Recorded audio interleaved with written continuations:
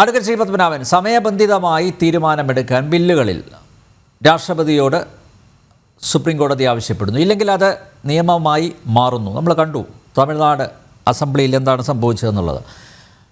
അതിനാൽ നിയമനിർമ്മാണം നടത്തുന്ന എക്സിക്യൂട്ടീവ് പ്രവർത്തനങ്ങൾ നിർവഹിക്കുന്ന സൂപ്പർ പാർലമെൻറ്റായി പ്രവർത്തിക്കുന്ന ജഡ്ജിമാർ നമുക്കുണ്ട്. അവർക്ക് രാജ്യത്തിൻ്റെ നിയമം ബാധകമല്ല.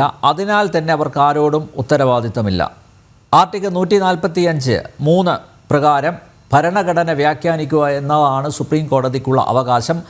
അത് 5 അതിലധികമോ ജഡ്ജിമാരുള്ള ബെഞ്ചായിരിക്കണം.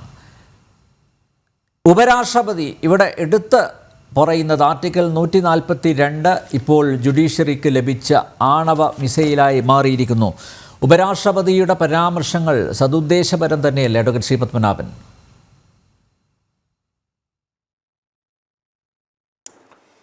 അല്ല, ഈ ഭരണഘടനാ സ്ഥാപനങ്ങളിൽ അവരുടെ അധികാരം ലംഘിച്ചു മുന്നോട്ട് പോയാൽ എല്ലാ സ്ഥാപനങ്ങൾക്കൊരു ലക്ഷ്മണ രേഖയുണ്ട്. ആ ലക്ഷ്മണ രേഖ ലംഘിച്ചു മുന്നോട്ട് പോയാൽ എന്താണോ സീതാദേവിക്ക് സംഭവിച്ചത് അത് ഈ സ്ഥാപനത്തിനും സംഭവിക്കും. ഇവിടെ പ്രശ്നം എന്താണ്? ഭരണഘടനയിൽ ഒരു ലാക്വിനയുണ്ട്. ആർട്ടിക്കിൾ 200 പറയുന്നു, ഒരു ബില്ല് സംസ്ഥാന നിയമസഭ പാസ്സാക്കി ഗവർണർക്ക് അയച്ചു കൊടുത്താൽ governor as soon as possible ഒന്നുകിൽ അതിൽ ഒപ്പിടാം, അല്ലെങ്കിൽ മടക്കി അയക്കാം, അതല്ലെങ്കിൽ രാഷ്ട്രപതിക്ക് അയക്കാം. അങ്ങനെ എന്തെങ്കിലും ഒരു കാര്യം ചെയ്ത് കഴിഞ്ഞ് അദ്ദേഹം ആ ആസ് സൂൺ ആസ് പോസിബിളിനുള്ളിൽ ചെയ്യണം. അതല്ല, അദ്ദേഹം അത് രാഷ്ട്രപതിക്ക് അയക്കുന്നില്ല, ഒപ്പിടുന്നുമില്ല, അത് തിരിച്ചയക്കുകയാണെങ്കിൽ ഒരിക്കൽ കൂടി കൺസിഡർ ചെയ്ത് നിയമസഭ വീണ്ടും അത് അദ്ദേഹത്തിന് അയച്ചു കൊടുക്കുകയാണെങ്കിൽ അദ്ദേഹം അത് ഒപ്പിട്ടേ പറ്റൂ. ഇതാണ് പറയുന്നത്.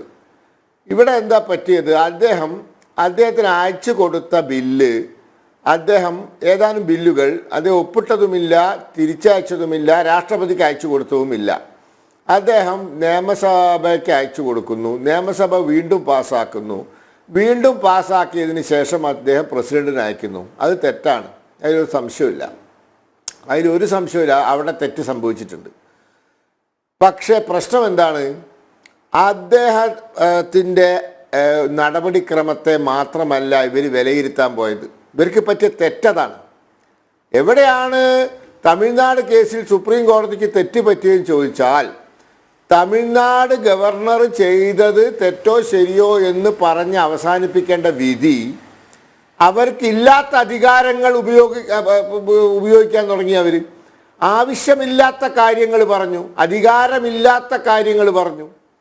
അവർ പറഞ്ഞു ആസ് സൂൺ ആസ് പോസിബിൾ എന്ന് പറഞ്ഞ് അയച്ചു കൊടുത്താൽ 3 മാസത്തിനുള്ളിൽ തീരുമാനം എടുക്കണമെന്ന്. അത് പറയാൻ 2 അംഗ ബെഞ്ചിന് അധികാരമില്ല. ഭരണഘടനയിൽ വ്യക്തമാക്കപ്പെടാത്തൊരു കാലഘട്ടം, ഒരു കാലപരിധി, അത് ഇത്രയാണ് എന്ന് പറയാൻ ഒരു ഭരണഘടനാ ബെഞ്ചിന് അധികാരമില്ല. ഈ 2 അംഗ ബെഞ്ച് എന്താ ചെയ്യേണ്ടത്? ഇവിടെ ഒരു നിയമനിർമ്മാണം ആവശ്യമാണ് എന്ന് പറയാം. ഇവിടെ പാർലമെന്റ് ഭരണഘടനയെ ഭേദഗതി ചെയ്ത് ഒരു ഗവർണർക്ക് ഒരു ബില്ല് ആദ്യം അയച്ചു കൊടുത്താൽ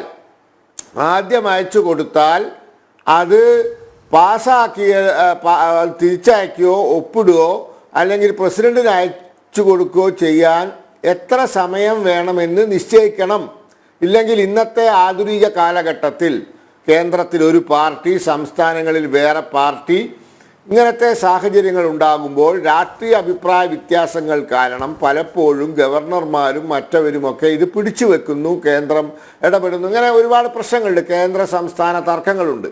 അപ്പം അതുകൊണ്ട് ഈ അനാവശ്യമായ കാലതാമസം ഒഴിവാക്കാൻ ഇവിടെ പാർലമെന്റ് ഒരു നിയമനിർമ്മാണം, ഒരു ഭരണഘടനയിൽ ഒരു ഭേദഗതി വരുത്തണമെന്ന് പറയാം. അല്ലെങ്കിൽ ഈ വിഷയം ഒരു ഭരണഘടനാ ബെഞ്ച് തീരുമാനിക്കട്ടെ എന്ന് പറയാം. ഇത് പറയുന്നതിന് പകരം 2 അംഗ ബെഞ്ച് അധികാര പരിധി ബിയോണ്ട് ദെയർ ബ്രീഫ്, അവരുടെ അധികാരത്തിൻ്റെ അപ്പുറം പോയി സമയപരിധി നിശ്ചയിച്ചു. അവർക്ക് അധികാരമില്ല. രണ്ടാമത്തെ പ്രശ്നം, രണ്ടാമതും പ്രസിഡന്റിന് ഗവർണർക്ക് അയച്ചു കൊടുത്താൽ ഗവർണർ അത് ഒപ്പിട്ടേ പറ്റൂ. പക്ഷെ ഇവിടെ ഗവർണർ രാഷ്ട്രപതിക്ക് അയച്ചു കൊടുത്തു. അങ്ങനെ അയച്ചു കൊടുക്കുന്നത് തെറ്റാണെന്ന് പറയാം, അവിടെ അവസാനിപ്പിക്കാം. അത് തെറ്റാണെന്ന് പറയാം, അവിടെ അവസാനിപ്പിക്കും. It shall be deemed to be passed എന്ന് പറയാൻ പറ്റൂല. കാരണം എന്താണ്?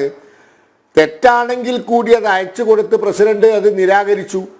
തെറ്റാണെങ്കിൽ കൂടി അത് അയച്ചു കൊടുത്തത് തെറ്റാണെങ്കിൽ കൂടിയും അത് പ്രസിഡന്റ് രാഷ്ട്രപതി നിരാകരിച്ചു. അങ്ങനത്തെ ഒരു സാഹചര്യത്തിൽ എന്തു ചെയ്യണം? അതൊരു ഭരണഘടനാ ബെഞ്ച് തീരുമാനിക്കണം എന്ന് പറഞ്ഞ് അവസാനിപ്പിക്കണം. എന്നിട്ട് അതൊരു ഭരണഘടനാ ബെഞ്ചിന് വിടണം. ഇവിടെയാണ് പ്രശ്നം. രാഷ്ട്രപതിയുടെ ഭാഗത്തു നിന്നും ഒരു വീഴ്ച സംഭവിച്ചാൽ അവിടെ എന്ത് ചെയ്യണം എന്ന കാര്യം ഇന്നലെ വരെ ഭരണഘടനാ ബെഞ്ചുകൾ തീരുമാനിക്കാത്തൊരു വിഷയമാണെങ്കിൽ അതൊരു ഭരണഘടനാ ബെഞ്ചിലേക്ക് വിടണം. ഇവിടെയാണ് ഈ കുഴപ്പം മുഴുവൻ സംഭവിച്ചത്. ഇവിടെയാണ് തങ്ങൾക്കില്ലാത്ത അധികാരം രണ്ടംഗ ബെഞ്ച് ചെയ്തു. ഇവിടെ ഇപ്പോൾ ബഹുമാനപ്പെട്ട അസഫ് അലി സാറ് ഈ ജുഡീഷ്യൽ കമ്മീഷൻ, അതായത് NJAC എന്ന കേസിലെ കാര്യം പറഞ്ഞു. അത് ആരാ തീരുമാനിച്ചത്? Justice JS Khehar, the presiding judge on the 5 bench constitutional bench.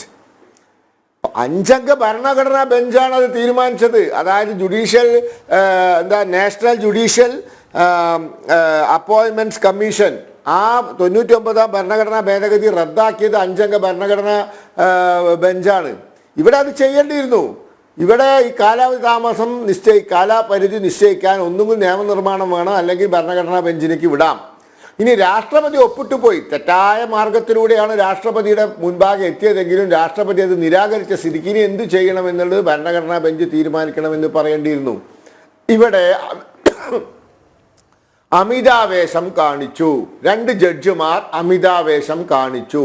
They exceeded there power. അവരുടെ അധികാരം ലംഘിച്ചു മുന്നോട്ട് പോയി. ഇതാണ് തെറ്റ്. തെറ്റ് തന്നെയാണ്.